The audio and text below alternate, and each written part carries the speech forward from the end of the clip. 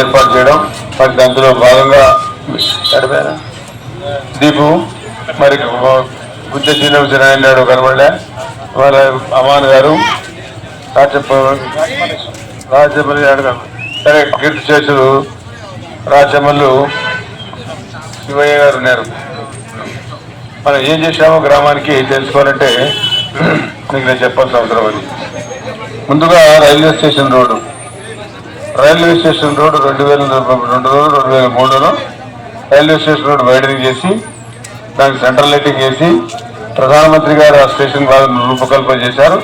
మనకు అధికారం ఉంది, నాకు మున్సిపల్ మినిస్టర్గా ఉన్నారు కాబట్టి దాన్ని చేయాలని చెప్పి చేస్తే ఈరోజు రైల్వే స్టేషన్ రోడ్డు చూస్తే మీరు ఆశ్చర్యపోవాలి. సిమెంట్ కనీసం ఆ రోజు రావాలంటే ఎంత గ్యాప్ ఉండేది, ఎందరకు అడంత గుంతలు ఉండేటివి. మున్సిపల్ ఆఫీస్ కాదు, bus stand Sanjeev Nagar turning తిరిగి రాలేకపోయే పరిస్థితి ఉండేది రాత్రిపూట. ఇప్పుడు ఈ రోడ్ వచ్చిన తర్వాత ఎంత డెవలప్ అయిందిరా. ఈ రోడ్ వచ్చిన తర్వాత ఏ రకంగా డెవలప్ అయినాం. ఆ రోడ్తో పాటు మళ్ళీ ఈ రోడ్ సిమెంట్ రోడ్ ఏమని ఆ గోడ పెట్టుకున్నారు. ఆ రోజు ఇది కూడా సిమెంట్ రోడ్ మేమే పాపం చేశామని చెప్తే మళ్ళీ చర్చిపై నుంచి మూలసాగర్ వరకు మళ్ళీ సిమెంట్ రోడ్ ఇచ్చారు. మళ్ళీ అదేవిధంగా వెంకటాచలం వరకు కనెక్టింగే లేదు, మీ దగ్గర నుంచి పోవడానికి ఆస్కారం లేదు. వాళ్ళు మళ్ళీ వెంకటాచలం దేవనగర్ కావాలంటే మళ్ళీ ఎన్నికపోయి తిరిగిపోవాల్సిందే. వాళ్ళకు కూడా మళ్ళీ కనెక్టింగ్ రోడ్ ఉంటే రెండు ఎన్నికలు మాట్లాడి మరి వెంకటాచలం వరకు మాకు దూరం ఉందని చెప్పకూడదు. నాకు మీకు ఆ రోజు నేను పొన్నాపురం కాలనీ పోమంటే మీరు పోలే, ఒకరు పోలే. ఇప్పుడు నాదే తప్పు మీదే. గడ్డాలు పట్టుకొని చెప్పాను. ఆయన పేరు చెప్పకూడదు. వాళ్ళ మీద చిన్నసే లేదు, వాళ్ళ ఇంటి పక్కన ఉండాలి, పత్తి మిల్లు ఉండాలి, నూనె మిల్లు పోలేరన్నా. మన రిక్షాలకు జట్కా ఆ రోజు ఇన్ని ఆటోలు లేవు, వాడు మన కూలి కట్టుకో నాలి కట్టుకోవాలా, పోలేరు. నాది కాదు, బాధ్యత మీదే. ఇప్పుడు మళ్ళీ ఆ పరిస్థితి వచ్చింది మనకు. ఎన్ఎండి ఫరూక్ గారు, ఇంకొకటి రవికిషోర్ రెడ్డి గారు. గతంలో ఎన్ఎండి ఫరూక్ గారు ఏమేమి మంచి పనులు చేశారు, ఇప్పుడున్న ఎమ్మెల్యే ఏం చేశారనేది మీరు ఆలోచించాలి. ఎందుకంటే నేను చెప్పింది కాదు, ఆయన పేరే సండే ఎమ్మెల్యే అని పేరు వచ్చింది. సండే ఎమ్మెల్యే అంటే ఏమని, ఆదివారం పూట మాత్రమే నంద్యాలలో కనపడతాడు, మిగతా టైంలో హైదరాబాద్లో ఉంటాడు అని. అదే ఫరూక్ అన్నం చూసుకుంటే ఆయన 24 అవర్స్ ఇక్కడనే ఉంటాడు, థియేటర్లో కూర్చొని ఉంటాడు.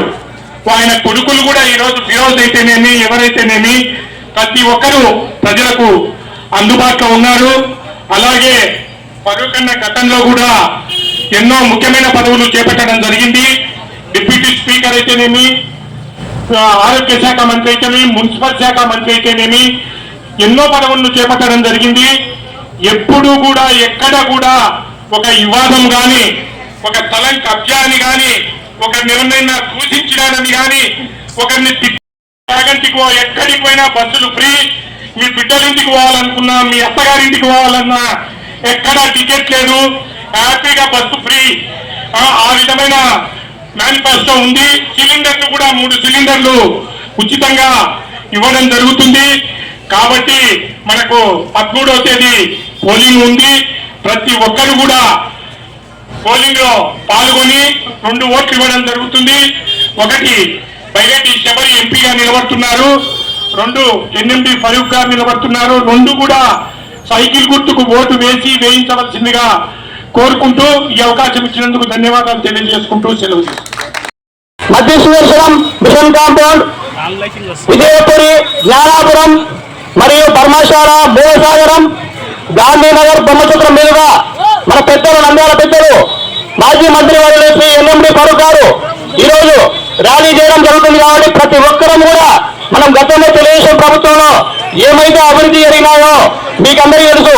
40 ఏళ్ల చరిత్ర గల, రాజకీయ చరిత్ర గల ఎన్ఎండి ఫరూక్ గారు తెలుగుదేశం పార్టీకి ఓటు వేయవలసిందిగా ప్రతి ఒక్కరిని సైకిల్ గుర్తుకు ఎంపీ, ఎమ్మెల్యేకి వేయవలసిందిగా కోరుకుంటూ, అలాగే మూలసాగరం పొలాలు కుందు నదికి పోయినాయి. తెలుగుదేశం ప్రభుత్వంలో ఏడాడైనా పొలాలు పోలేదు.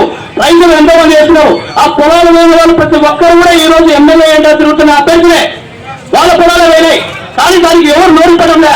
ప్రతిసారి తెలుగుదేశం ప్రభుత్వం మోసం చేస్తారు. తెలుగుదేశం ప్రభుత్వం ఎప్పుడు మోసం చేయలేదు. ఈ రోడ్డు వేసింది కూడా తెలుగుదేశం ప్రభుత్వంలో ఫరూక్ టైంలోనే. ప్రతి ఒక్కరికి గుర్తుంది.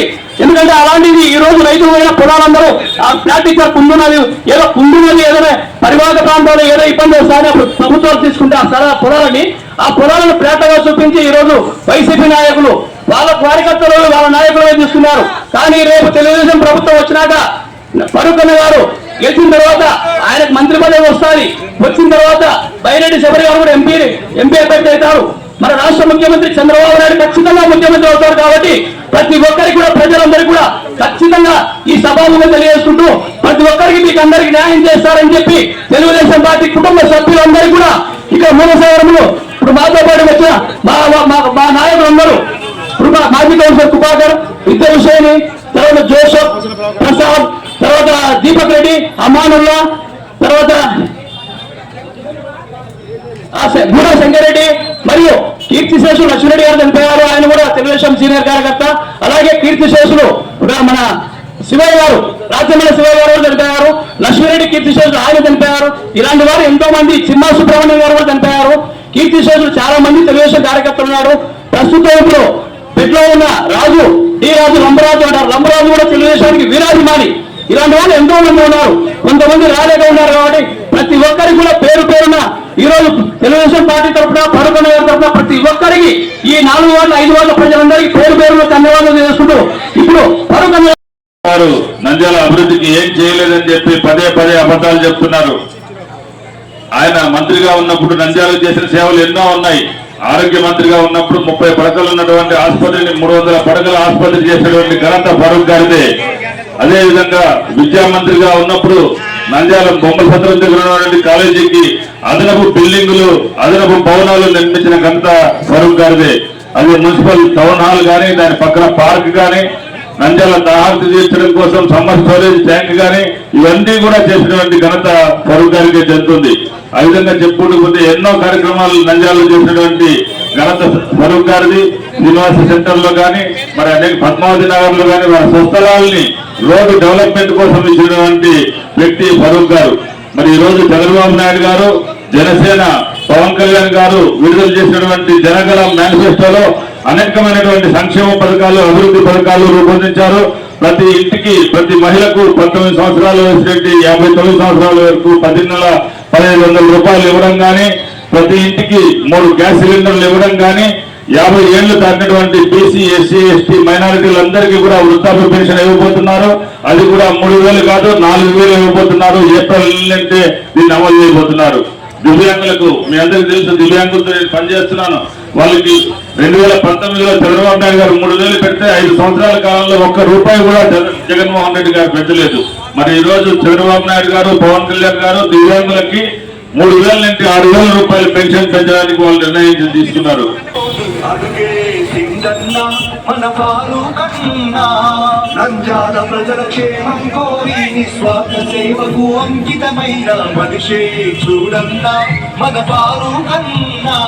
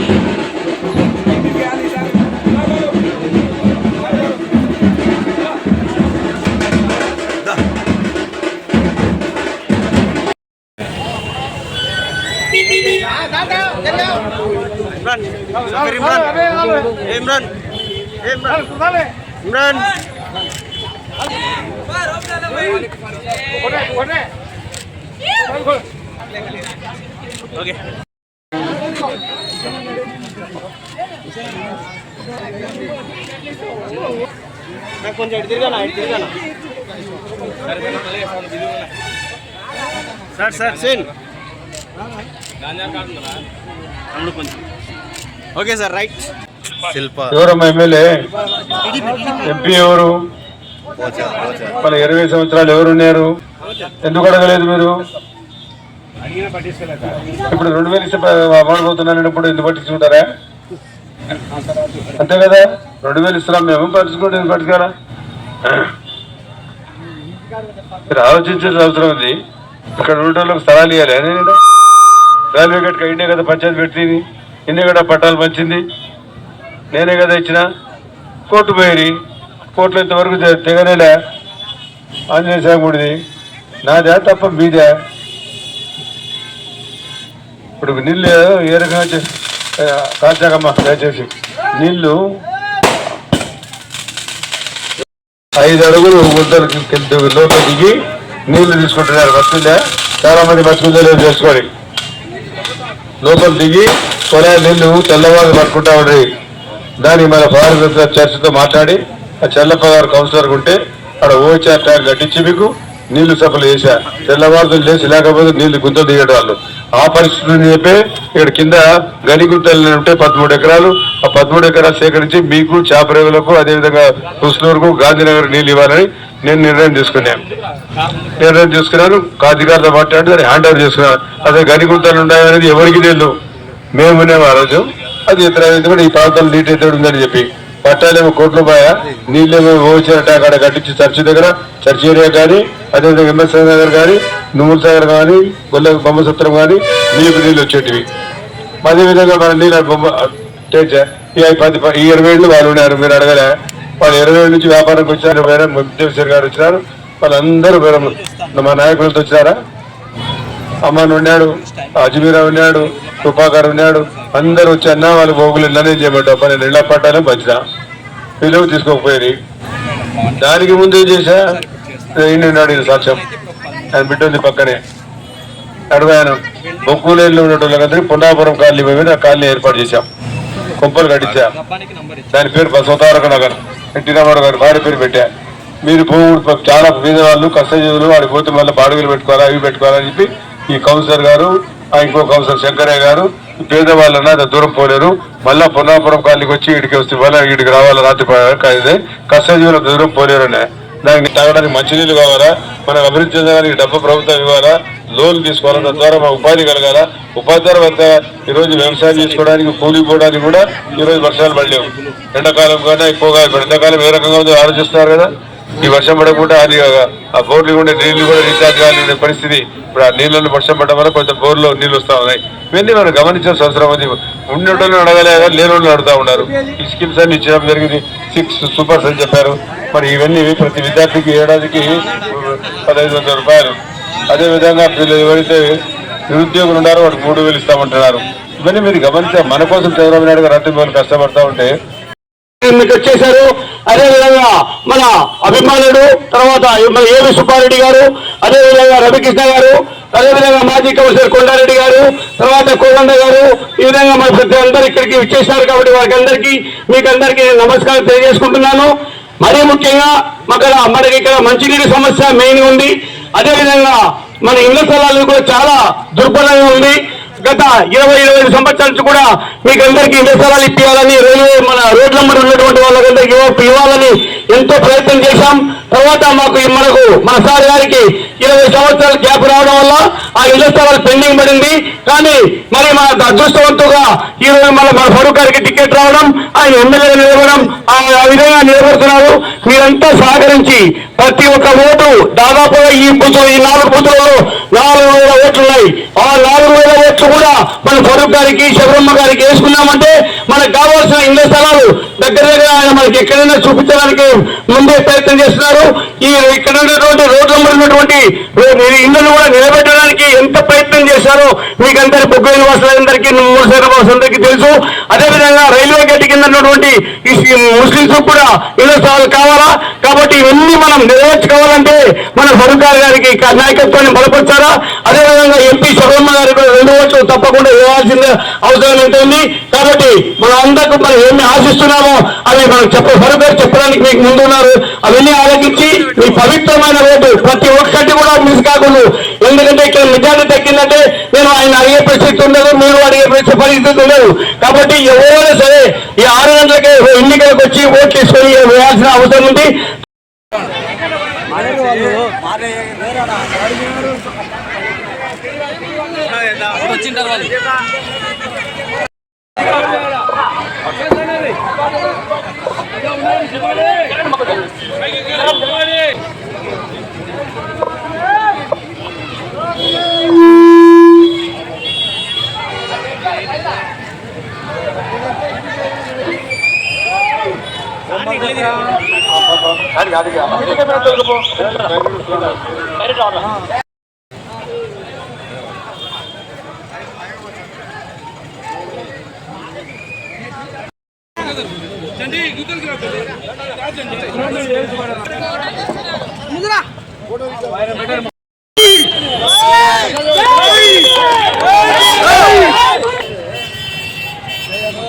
చూడు అది కూడా ఫలితాలు వల్ల ప్రోత్సహించడం వల్ల ఇక్కడ నిర్వహించడం జరిగింది. ఈ ప్రాంతం అభివృద్ధి ఇక్కడ ఒక ఎమ్మెల్యే గారు సండే ఎమ్మెల్యే గారు ఇక్కడికి వచ్చి ఒక మీటింగ్ మాట్లాడారు. మీరు అందరూ తెలిసింది అనుకుంటాను. ఆయన ఏమంటున్నా అంటే ఫరూక్ గారికి వయసు అయిపోయింది, ఆయన తిరగలేడు, నేను తిరుగుతున్నా అంటున్నారు. మీ సమస్యలు చెప్తున్నారు. ఆయనకు ఛాలెంజ్ చేసి స్కూల్ మా ఫరూక్ గారి వయసుకు ఎంత సమానం ఫరూక్ గారు వాకింగ్ చేస్తే నువ్వు ఆయన నెంబర్ మీ తండ్రి శిల్పమోహన్ రెడ్డి మీటింగ్ వచ్చి ఎక్కడికైనా ప్రచారానికి వస్తే 4 సార్లు 5 సార్లు బాత్రూమ్లోకి పోతారు. బాత్రూంలో ఎన్నో కార్యక్రమాలు చేశారు. ఆక్యుపై చెట్టు అన్ని కార్యక్రమాలు చేశారు. నిన్న కాక మొన్న మీ దయ వల్ల మనందరి దయ వల్ల ప్రజల నందల ప్రజల ఆశీర్వాదం వల్ల బ్రహ్మాండమైనటువంటి ఒక ఆక్సిడెంట్ బయటపడ్డారంటే ఒక్కసారి మనం గుర్తుపెట్టుకోవాలా. ఆయన మనకందరికి మళ్ళా సేవ చేయడానికి ఆ దేవుడు మీ అందరి ఆశీర్వాదంలో మళ్ళీ ఆయన మన బయటకు వచ్చి మనం తిరుగుతున్నాడు. తర్వాత ఆయన మళ్ళీ 20 సంవత్సరాల తర్వాత మనకు అవకాశం వచ్చింది. ఫరూక్ గారికి మనం ఓటేయాలా, తర్వాత ఎంపీకి శబరమ్మ గారికి ఓటేయాలా. అదేవిధంగా ఈ బొమ్మల చట్టాన్ని నాశనం చేసినటువంటి వారి శిల్పమోహన్ రెడ్డి వాళ్ళు, ఎందుకంటే ఈ ఓవర్ బ్రిడ్జ్ చూశారు మీరు, ఎన్నో యాక్సిడెంట్లు జరుగుతున్నాయి. ఈ కార్యక్రమాలు చూసి ఈ ప్రాంతం మనం ఎన్నో లక్షల సెట్లు పోతుండేది. అటువంటిది ఈ ఫ్లైఓవర్ వేయడం వల్ల మనమంతా ఈ ప్రాంతం అంతా నాశనం అయిపోయినాం. కాబట్టి ఇవన్నీ గుర్తుపెట్టుకొని పైన ఎన్నో ఆక్సిడెంట్లు జరుగుతున్నాయి. కాబట్టి దీన్ని కూడా గుర్తుపెట్టుకొని ఆయన దీన్ని కూడా ఒక పరిష్కారం చేస్తారు. కాబట్టి దయచేసి మీరంతా ఫరూక్ గారికి శివరామ గారి ఎంపీకి 2 ఓట్లు వేసి గెలిపించవలసిందిగా కోరుతున్నాము. వీళ్ళందరూ చాలా మంది వెంకటేశ్వర్లు చాలా మంది ఉన్నాయి కుటుంబాలు, పాత కుటుంబాలు. వాళ్ళందరూ కూడా రమణ శ్రీను వీళ్ళందరూ కూడా చేశారు. కాబట్టి ఈ కార్యక్రమం అందరూ జయప్రదం చేసినందుకు తెలుగుదేశం కుటుంబ శుభాన్ అందరికీ తెలుగుదేశం కుటుంబ సభ్యులందరికీ పేరు ధన్యవాదాలు చేసుకుంటూ ఇప్పుడు అన్న మాట్లాడుతున్నారు. టైం లేక ఏమనుకోవద్దు దయచేసి. ఆ రోజు చాపరేల, ఉసులూరు, రావణపల్లె గ్రామస్తులతో ఇక్కడ ధర్నా చేశాం. వారితో పాటు నేను కూడా ధర్నాలు పాల్గొన్నా. అయ్యా వయసు ఇట్లా ప్లస్ చేయండి, అసలు అవసరం ఏమిది, ఇక్కడ ఏమంటే రైల్వే ట్రాక్ ఆడగలబడింది, కేసులు ఆడే కింద వేసింటే ఆడే వేసింటే పోయింది. ఇక్కడ ఎందుకు వేసారా, మార్కెట్ వాల్యూ బాగున్నది మీకు దాదాపుగా ఈ ఫ్లేవర్ లేకపోతే 70 లక్షలు పోయి స్థలాన్ని సర్వనాశనం చేసి పెట్టి బ్రిడ్జి తీసుకొచ్చి దయానంటే పెట్టారు. ప్రాంతం అభివృద్ధి అనేది హైవే ఇది బ్రహ్మాండంగా కడప నుంచి కర్నూలు పోయే వాళ్ళంతా ఈ రోడ్డు పోయేటోళ్ళు, వాళ్ళకి కావాల్సిన అవసరాలు కూడా వాళ్ళకి అన్నీ దొరికేటి. నేను కూడా ఇక్కడ 24 గంటల పుట్టి పెరిగినది. వాళ్ళ ఎవడు చెప్పాట ఆయన వయసు అయిపోయిందని. వయసు అయిపోతే వయసుకు పని చేయడానికి ఏమిది, సరే నీ కుర్రోడు ఏం పని చేశారా, ఏం పని చేశారో చెప్పాలి కదా. మీ నాయన ఎందుకు దాపెట్టుకుని తిరుగుతున్నాడు, ఆయన తిరగాలి కదా. 22 సార్లు మీ నాయన గెలిచాడు, ఒకసారి మీరు గెలిచాడు, ఏం చేసిన ప్రజలకు చెప్పు. మూల సత్రానికి దయం తీసుకొచ్చి పెట్టా వాళ్ళు ఎట్లా బాగుపడాలా. నీళ్ళు మూలసారంలో కానీ బహుసత్రం కానీ 5 అడుగులు కింద దిగి నీళ్ళు తీసుకుంటున్నారు. కట్టేయలే ఆ నీళ్ళ ట్యాంక్ కట్టేయడం వల్ల చెరువు ఏర్పాటు చేయడం వల్ల ఈ 2 నీళ్ళు వచ్చాయి. లేకపోతే నన్ను నిలదీశారు. నేను డిప్యూటీ స్పీకర్ 1995లో ప్రతి పేటలు పోతే అలాంటిది లేకుండా మీకు ఓచారు ట్యాంక్ కట్టి చెరువు తీసుకొచ్చి కట్టించి నీళ్ళు ఇవ్వడం జరుగుతుంది. ఏ పరిస్థితి ఒకసారి ఆలోచన చేసుకోండి. మేము అభివృద్ధి చేశాము, మీరు అభివృద్ధి చేశామా. నేను ప్రజల దగ్గర నువ్వు రాలేకపోతున్నావు, ఎందుకు 2000 పంచుతున్నావు, ఏ అవసరం ఉంది పనిచేయడానికి. నువ్వు డబ్బులు ఉండొచ్చు, అహంకారం ఉండొచ్చు, డబ్బుతో అహంకారం ఎందుకు కాదు. డబ్బు పంచుతున్నా, డబ్బులు తీసుకొని నాకేమలేదు, 3 డబ్బు అది తీసుకోవాల్సిన అవసరం కూడా లేదు. 2000 ఈరోజు ఏమింది, ఎంత సంపాదిస్తావు, ఆ డబ్బుతో మనం మానం అమ్ముకుంటామా. కేవలం 5 ఒకసారి ఇస్తున్నావు, ఇవి ఉండే 5 ఏళ్ళకి చేసావు మీరు అయినా నువ్వు కానీ. చెప్పు జమానం ప్రజలు చెప్పారు కదా, నేను ఫలానా పని చేశానని చెప్పి. కనీసం ఎస్వీ రెడ్డి గారు ఉన్నప్పుడు నీళ్ళని ఇచ్చాడు పాప, ఎండాకాలం వస్తే ఇచ్చినా లేదా. రైతులకి ఆదుకుంటున్న పైపులు అవన్నీ ఇచ్చి మీరేం చేశారా, ఒక పని చేశారా. ఒక పని చేయకుండా మన దగ్గర ఆయన అన్నం పెడుతున్నా, పప్పు రొట్టెలు పెడతాడా. నువ్వేం చేసావా, ఏం చేసావు. రియల్ ఎస్టేట్ చేసిన పాడరంగాపురంలో ఇది అవసరమా నీకు కూడా. ఇక్కడ పొలాలని కొని 5 లక్షల రూపాయలు అడ్వాన్స్ ఇచ్చి చేపల దగ్గర వాళ్ళ దగ్గర పొలం కొనేవు. వాళ్ళకి సంపూర్ణంగా డబ్బులు ఎప్పుడు ఇస్తావు, ఎప్పుడు అభివృద్ధి చేస్తావు, అంతకాలం మనం ఉంటామా పోతామా. ఇవి కాదు సమస్యలు. ప్రజలకు మనం సమస్య చేయాలా, ప్రజలకు అవసరాలు తీర్చాలా, దానికి వచ్చాం. గాంధీనగర్లో పోతే మా కొంపలు లేవు, మా కొంపలను లేపేశారు, మాకు ఇల్లు ఇవ్వాలని 3 చోట్ల సవాల్ ఇస్తే మీరు పోలే. నేను సరే ఇప్పుడు అడుగుతున్నారు, ఖచ్చితంగా ఇచ్చి తీర్తామని చెప్పా. మళ్ళీ దానికి సమాధానం చెప్పాలి కదా ఎమ్మెల్యేసి. ఇరుపక్కల బొమ్మసత్రంలో అనాదిగా ఇప్పుడు నుంచి కాదు, నంద్యాలలో బొమ్మసత్రం కానీ మూలసాగరం కానీ టెక్కే ప్రాంతంకి వచ్చినప్పుడు టెక్కే మూలసాగరంలో ఒక హ్యామ్లెట్ గ్రామం అది. ఈ 2 గ్రామాలలో 1899లో నంద్యాల మున్సిపాలిటీలు కలిపినారు. తర్వాత నూనెపల్లి తీసుకొచ్చి మళ్ళీ నంద్యాలు కలిపినారు, అది ఒక గ్రామం. ఆ రకంగా డెవలప్ చేశారు. అప్పటి నుంచి ఎవడో ఏం చేశారో చెప్పాలి మీరు. నంద్యాల ప్రజలకు అవసరాలకు ఏమైనా తీర్చారా, దారి తీర్చారా.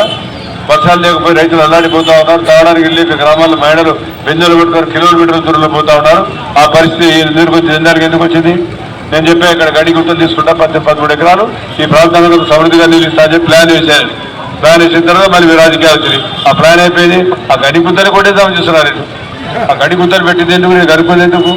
ఆ అధికారులు పిలిపించి ఇక్కడ ప్రభుత్వ స్థలం ఉందంటే ఫలా స్థలం ఉందన్నారు. సరే అది నీళ్ళకి పెట్టండి, మూతారం కానీ గాంధీనగర్ కానీ చేపరాల గ్రామం అని చెప్తే ఆ గడి గుంతలో సరే ఆ రోజు బాబు భూపాల్ రెడ్డి మన సర్పంచ్ ఉన్నాడు, ఆయన చాలా ప్రయత్నం చేశాడు బాబు. నా ప్రభుత్వం పోయింది, ఈయన ప్రభుత్వం వచ్చింది. ఆ పని చేయాలి కదా. పని చేయకుండా ఉండే స్థలాన్ని కూడా ప్రభుత్వ స్థలం కొట్టేద్దాము, దాన్ని అమ్ముకుందామని ఆలోచన మీరు వచ్చినారు. ఈ 10 ఏళ్ళు 20 ఏళ్ళు నువ్వు ఎందుకు చేయలేదా, ఎందుకు చేయలేదు. మీరు నిలేసి అడగాలా, కేవలం ఫరూక్కి అడగాల. ఫరూక్ చేయలేదు ఇట్లా. ఫరూక్ రాజకీయాలు 42 సంవత్సరాలు చూడడం. ఎవరి పార్టీ మారివా, నువ్వు నా పార్టీలో ఉంటివి, కాంగ్రెస్లో ఉంటివి, మళ్ళీ దీంట్లో వస్తేవి. ఎన్ని పార్టీలు మారినారు, ఆయన మారిన పార్టీలు ఎన్ని రంగులు వేశావు. నేను రంగులు వేశానా, నేను తప్పు పని చేశానా, ఎవరైనా డబ్బు తీసుకున్నానా, ఎవరైనా దోకా చేశానా, ఎవరైనా మోసం చేశానా, ఎవరైనా వ్యాపారస్తులు పట్టించినానా అని చెప్పాలా మీరు. ఎవరికైనా చెప్పండి, ఎవరైనా ఇంతమంది ఎవరి సమస్య మీరు తెలుసుకోవాల్సిన అవసరం ఉంది. కాబట్టి పెద్దలతో వచ్చినా చాలా సంతోషం, వారికి కూడా ధన్యవాదాలు ఇస్తాను. ఈ సమయం చాలా రేపు ఉండేది రేపు చంద్రబాబు గారు వస్తున్నారు నంద్యాలకు. ఇక్కడే మనం ఇక్కడ హెలిప్యాడ్ దిగుతారు. మీరు రండి, మన సమస్యలు ఉన్నాయి. ఈ రోజు మహిళలకు ఎంతమంది 4,000 ఇస్తారంటున్నారు పెన్షన్లు.